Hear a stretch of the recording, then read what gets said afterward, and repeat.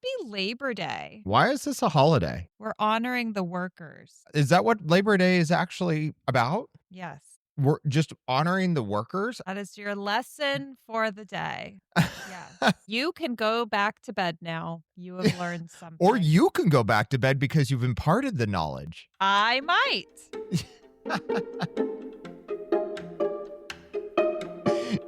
I'm done with today. I'm out. It's called Labor Day. It would be weird if it was for something else. Do you know how you and I should celebrate Labor Day? We should record a podcast today. I like that. And in honor of the workers, we should call it Two Awesome People because they are awesome people, okay? The workers, all those workers out there, you're awesome. You know, I'm trying something. You're definitely going for something. I thought I'd try it, see how it fits. A little weird. I might return it. You might. Labor Day goes back to the late 19th century as trade union and labor movements grew. Don, stop. It's not interesting. Stop. It's not interesting. Stop. Just stop and say that it's a lovely day outside and it's great to be with you, Kelly. Welcome to Two Awesome People, where Dawn and I chew the fat together. The gristle. Jibber jabber, chat. We yak. We yammer on. We chop it up. And hopefully what we talk about is useful to you. I think that sometimes it is, either in an informative way or in an escapism kind of a way. And you could be like, well, at least I'm not those weirdos. So I'm excited for this. This is a topic that really Kelly and I came up with almost together. Kelly had a part portion. Almost together. Almost. It was very close. So the topics that we're talking about today are FAFO. And for all of those that don't know what FAFO is, it's F around and find out. Is it ever just pronounced like FAFO?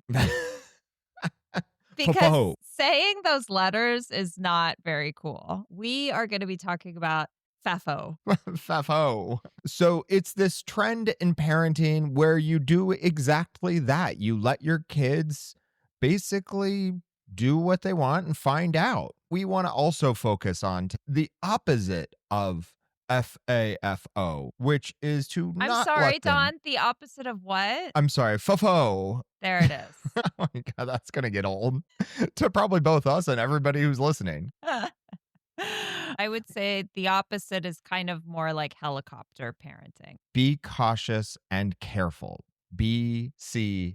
BCAC? We got our BCAC. It works. Right. Be cautious and careful. Dawn, you just started a parenting trend. BCAC. No, it's not BCAC. It's BCAC. BCAC. Yeah. And do you want to explain why we're taking these two, Kelly, or should I take a pass? No, I would like you to explain the whole kit and caboodle of the whole kit and caboodle? Go ahead. I'll do it. All right. In real life, we want to promote FAFO.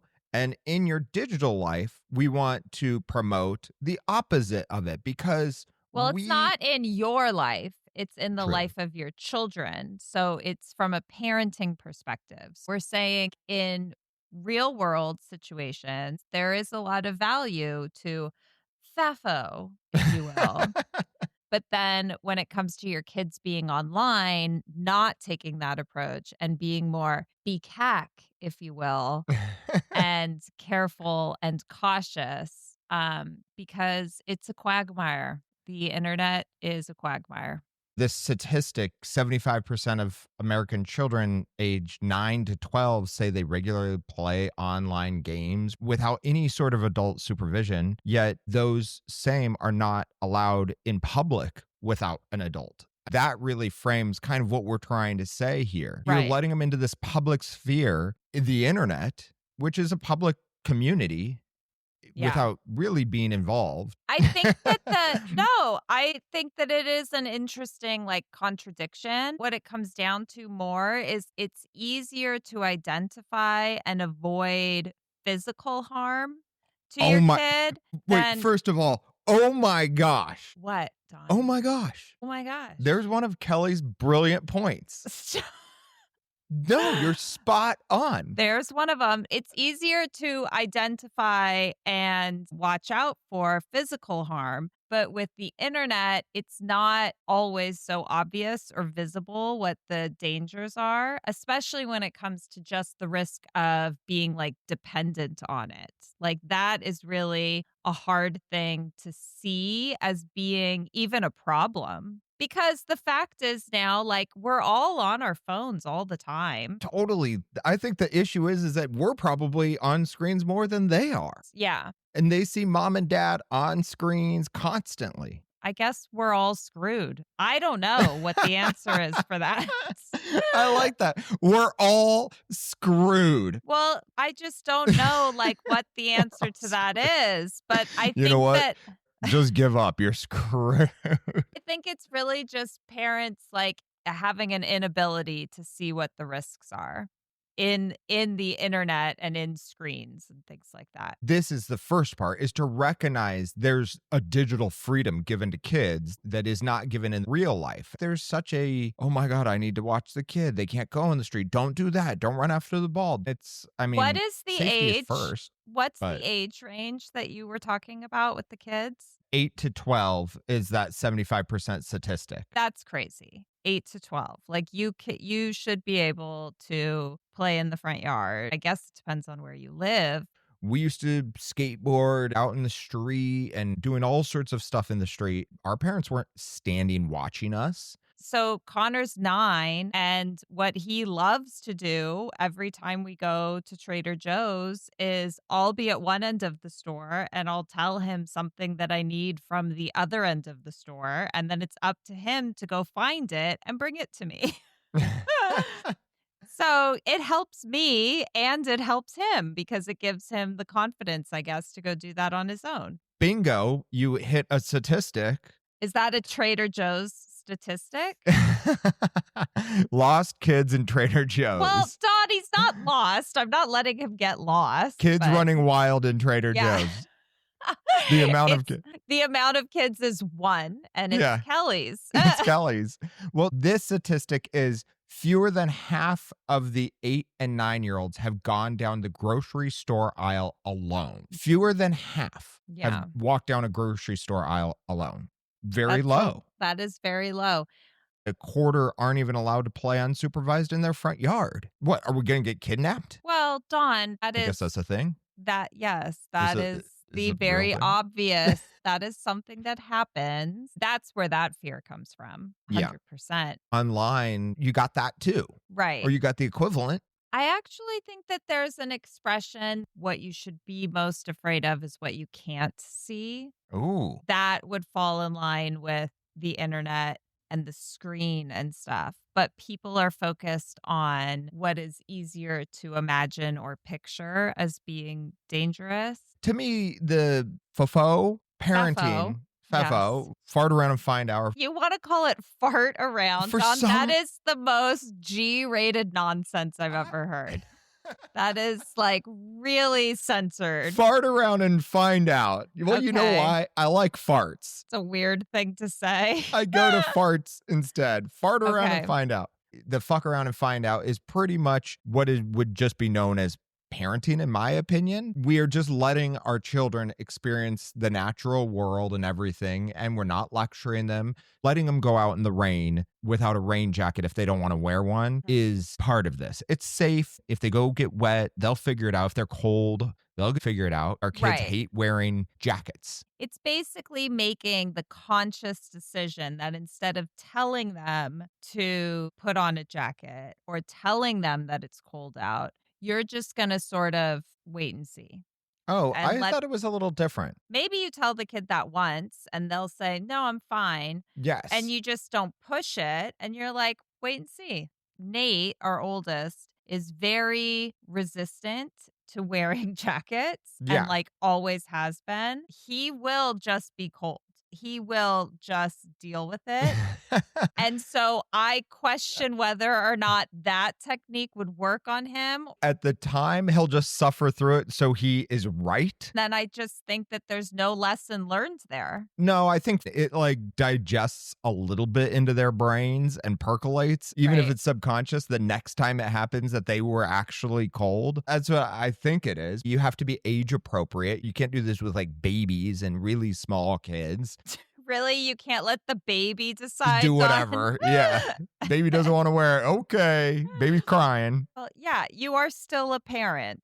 What about homework? If I know that there's homework, I'm not going to let them not do it. That's your line. Yeah, See, I think for me, so. I'm partially like, no. I think that when it comes to responsibilities, it's different. If they have a responsibility to do something, then they should really do it. That's my personal line. But I totally get and respect that other people would be like, it's their homework, it's their responsibility to remember it. It's not mine. And, see what happens. I think that you are FAFO light. I think I'm at least mid-range. I think you got to figure out your homework. Now, if you have questions about the homework, come over. Come over. Come over here. Come on by. And Come we'll down to work my on it. office. Yeah. Welcome in. They're farting around because they're not doing their homework. Right. Yeah, I And get it. they're going to figure out either how to get A's or not. And that is the Right. consequence. That's what it is. That's why I'm saying you are FAFO skinny. I'm fafos. You are fafos. The benefits of it teaches resilience, letting kids work through challenges, finding frustration and tolerance. It develops their regulation skills, encourages independence, reduces power struggles between the parent and the kid. Fact is that doing that in terms of schoolwork would actually be incredibly beneficial. It does make your kids a little bit more responsible. I don't really know what the drawbacks would be. Safety. Well, Or failure. I mean, really, failure would be it because that's your issue with the schooling. He's going to fail if you do not intervene early on. there's also the risk of them getting more combative when you do actually step in with a rule or guidance.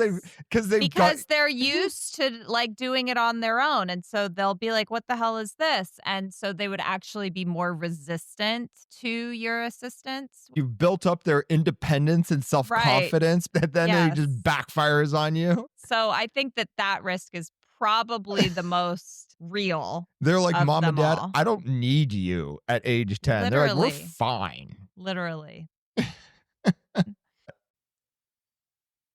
You just needed that sip of water. It's so tasty. It's so hot.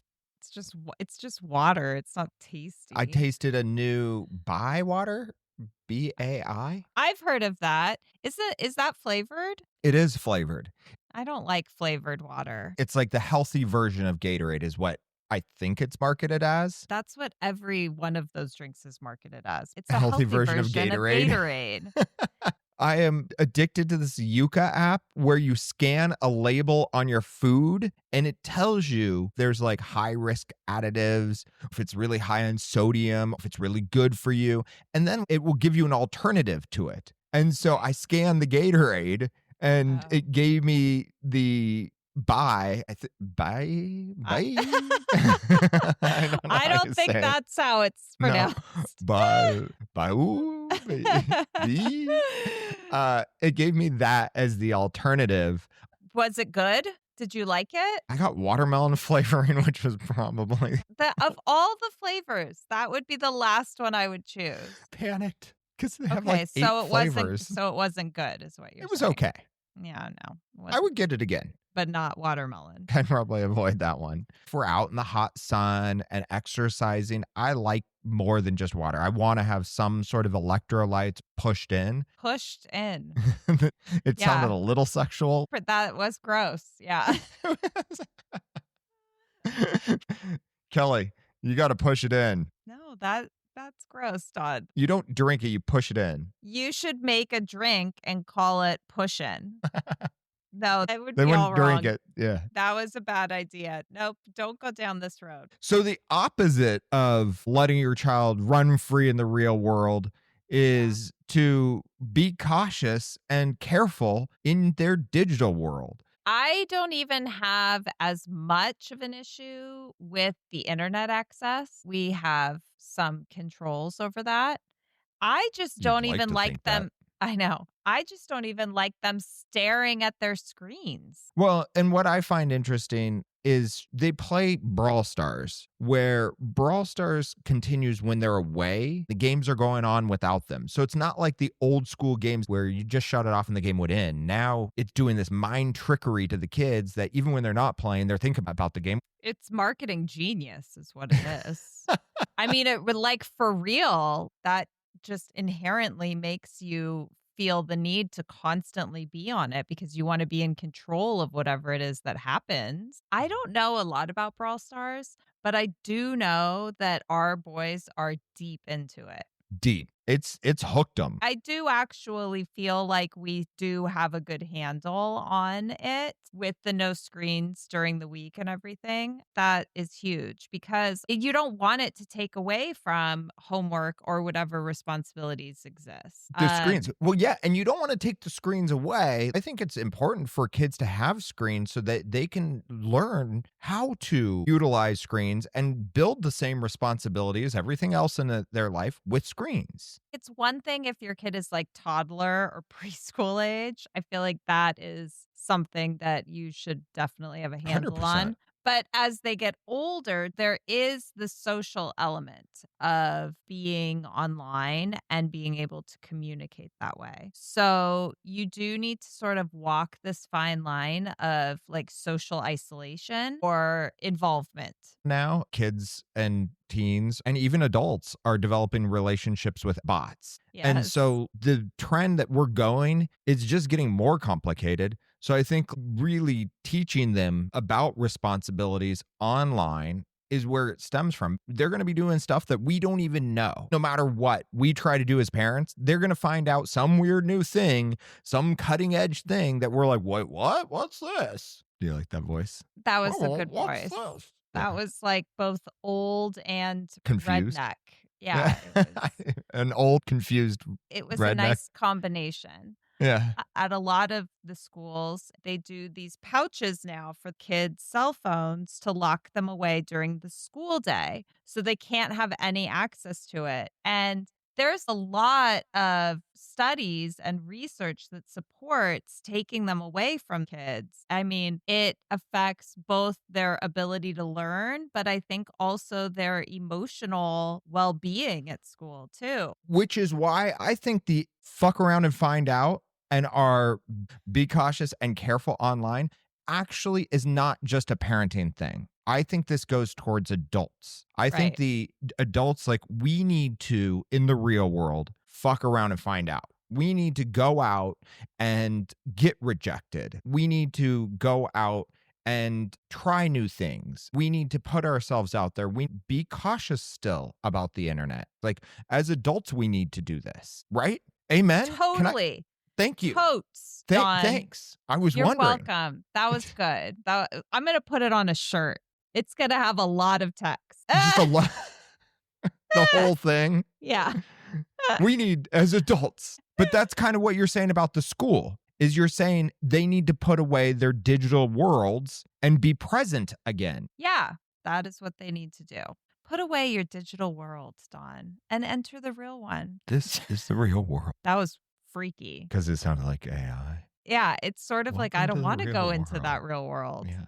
Yeah. I open my arms for you. Stop. But it is true. And now people are having relationships with AI, and That's so weird to me. That is like really they're like in trouble right now because teens are developing romantic relationships. Literally right now, they just changed their AI for teens. those AI things are freaky. That's the only adjective I can use for that. It's just the start. I know. In the future, it won't be as freaky, but right now it's infancy stages and it's not all the way where it needs to be or should be. So it hasn't had its crash test dummy like evaluation. We are the dummies. I don't want to drive that car. That's all I'm saying. Our teens do. Yes, I know. Here's a statistic. Here it is. You found one? I found the only Here's one. statistic. Here it is. Let's hear it. U.S. teens between 13 and 17, nearly 3/4 have tried an AI companion. 50% are regular users. I don't believe that. That's statistic. a crazy, I don't believe crazy that. high statistic. Yeah, I don't. I refuse to believe that one. Did you find that on fakestatistics.com? It was on bullshit.com. Yes, it's very reputable. According to Common Sense Media, 72% of teens surveyed have used an AI companion. 33% have a relationship or friendship with these chatbots. It is basically exactly what we're saying. Does Siri count? Probably. They'll ask Siri for jokes. They'll have Siri sing them a song. They'll say something like, Siri, I love you. They usually just say that or they like insult it. And then it's just, they like the response. I think part of the problem is that you and I look at it and we're like, oh, that's okay. That's kind of funny. But really what they're doing is the precursor to a relationship. They're like, oh. Dawn, if that's a precursor to a relationship, they're going to have terrible relationships because they're just like, sing me a rap song. I love you. You're stupid. Yeah. Yeah. That's the precursor to their relationship. I can't wait to see them with a girl. So do we take Siri away? I think that if there's something that you see as presenting a risk to your kid, then yes, you should take it away. So if you think that Siri is presenting a risk, then yes, you shouldn't even have to ask. You should take it away. I mean, Siri is very funny and very charming. I don't think either of those things are true. I think Siri's pretty dumb. There's a difference between you and I. There's a few differences.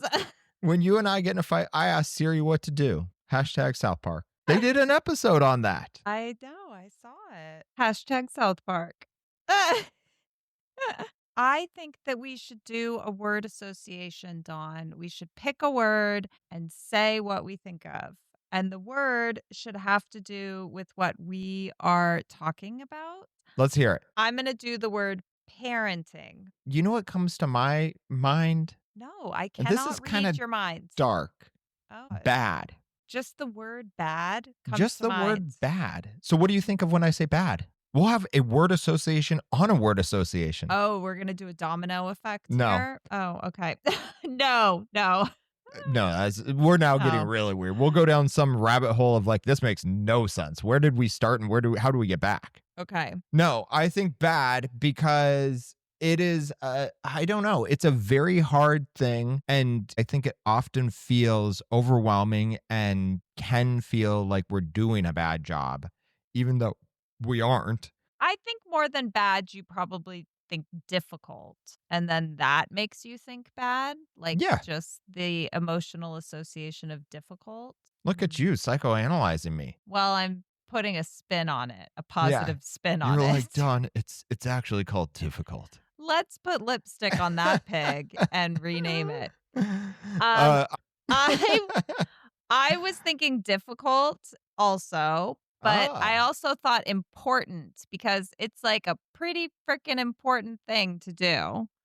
You are so spot on. That was not especially insightful, Dawn, to say it's important, but I appreciate your cheering me on. Everybody can complain about where we are right now or whatever is happening in the world, but really the best way to help it is to raise great kids, to be a great parent. You're affecting the future right there. Right. Yeah. Right. So let your kid roam the aisles of the grocery store. Let them run free and cage up their devices. It's funny, too, whenever I do that with Connor, because if he can't find it, he'll come back to me empty-handed, and then he'll be like, what color is the package? And then sometimes he comes back and forth like 3 times because he just wants to get it right. It's not always the most efficient way to shop, but it does. You get there. yeah, it does make it more enjoyable for him. Right. That chatbot stuff is crazy. Oh God, you're distracted by these horrible statistics. The world is a crazy place, Don. I really is right It now. You are really, so right. it really is. That's why I like doing this with you, because maybe we can figure out a little portion of it, or we can just make it a little more awesome. Yeah, I don't know that we're going to figure it out, but we can at least share in the craziness. Ways to help your kids reduce screen time. Hold them Oh, accountable. Be yeah, that realistic. doesn't, holding them accountable does not do it. For I think you're kids, wrong, and I will really, tell you why. because of that time Connor got Yep. busted. So we're not supposed to have screens during weekdays, and I got a notification that he had logged on, and I walked in, and I didn't even say anything. I was not mad, and he just broke down crying, sobbing. Counter that with what happened over the summer with Connor. We would say you can't be on screens before a certain time in the morning. And remember when he was? And he lied and lied and lied. I love when you bust kids lying, and then they turn it on you that you don't trust them. It went from him lying about it over Yeah. the summer to him basically owning it without any issue. Because we taught them to be accountable. High five to good parenting. Yeah. I mean, I guess I'm completely wrong and that it does work with kids. So disregard what I say. It's just hard. It is incredibly hard. What are the other things on this So magical number list? one, be accountable. Number two, be realistic. Set attainable goals. It's like us saying not on weekdays. Like to Right. me, there's a lot of reason behind doing that. Yes. So yeah. Number three, be engaged. Don't just set this thing and walk away or go to work. Teach them basically how they can spend their time away from their devices, right? I love how it's like, and then you have to actually interact with them. Then you have to be a parent. Yeah. It's like you don't just make a rule and then that's it. You Just actually walk need, away. well, that's sort of like presenting an alternative. Yeah. If you take away their device and you go get on your device, then they're just confused. You have to do the same, which is Right. probably also why it's hard for parents to do because they have the same reliance. Which is number 5 on the list, create a phone-free zone in the home. Then nobody will go there. We just tape off a certain Yeah. corner. We don't go in that room. It's like a smoking zone. That's the smoking section. Also, the phone free section. Yeah, you could go to smoke over there or not use your phone. Good luck. Yeah, I disagree with that one. That's more metaphorical. So dinner time, phone-free zone. I think that dinner time should be phone free. That's silly. That's the point. Wow. Yes, Yeah. that is a family meal phone-free zone Right. or Yeah. device-free. Yeah. You are the number one person that is influencing them. So putting away your phone is a huge, huge thing. The last one, pretty simple. Go outside. Yeah. Duh. These are just Yeah. tips to help you reduce your screen time. And then the number one thing when you are with your devices, BCAC. Be cautious and careful. And the more that you get off of the phones and off of the screen time, you get to fuck around and find out. You get to FAFO your butt off. You BCAC to get FAFO'd. BCAC. All right, you want to do loved and want to love? So, to be totally honest, I am not sure that I have anything for this right now. So, let's hear what yours are. Okay. I love Eddie Murphy's stand up. I listened to stand up in the car with my son, and it was fantastic. And he's 13 years old. It might have been a little bit crude for him, but it was very different than watching it. And what I loved is it helped him and I totally connect. Right. And there is something about nostalgic stand up that is different than stand up today. Delirious is the one we listened to. Was fantastic. And I would recommend listening to it in the car without watching it on a screen. I don't think that I've ever listened to stand up. I just love watching stand up. Maybe the next time I watch a stand up, you should have your eyes closed. And then you listen to it, which might be your preferred method. And I watch it, which might be mine. Like that you want me to sit there with my eyes closed. Well, You'd probably be, what's wrong with you? I should put on a bandana around my eyes or a blindfold and sit in front of the TV blindfolded. or I was thinking you could just sit with your back to the TV. You could watch me watch the TV. This sounds terrible. Well, it's a way that both of us could enjoy stand-up. That's all. I like the idea that I will face a wall and listen to it while you watch it. How Don and Kelly watch stuff. Yeah. What have you wanted to love? Want to love fantasy football. I don't love that you want to love football.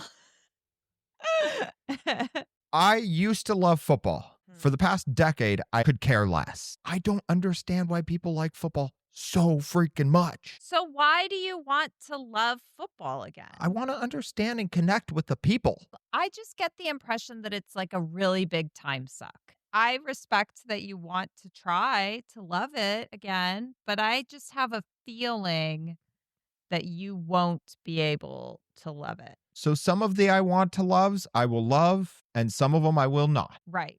You can't always get what you want. But if you try sometimes, you just might find you get what you need. You might. And maybe you don't need to love. I thought you were going to continue. By saying like, uh-huh.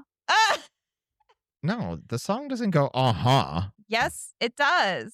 Well, yes. Could you please continue? Yeah. Yeah. Yeah. No, I don't. I'm not going to do that. I love the holiday weekend. That's what I've loved. I love the laborers and I love celebrating them. I love the laborers. Thank you for laboring. Thank you. Yeah, that's definitely my love. Well, those laborers keep on laboring and we will keep on celebrating. You all are awesome. It's been just fantastic talking, Dawn. Yes. I feel enlightened and No, I feel inspired. To And FAFO? I'm going to FAFO and BCAC all over the place, which God. sounds really messy. That sounds really messy. Ooh. Ugh. Somebody get a towel because Kelly's BCACing. Kelly's BCAC. She's being cautious and careful in the digital world. That's right. That's right. All right. All right. BCAC'd all over the place. All right. See you later.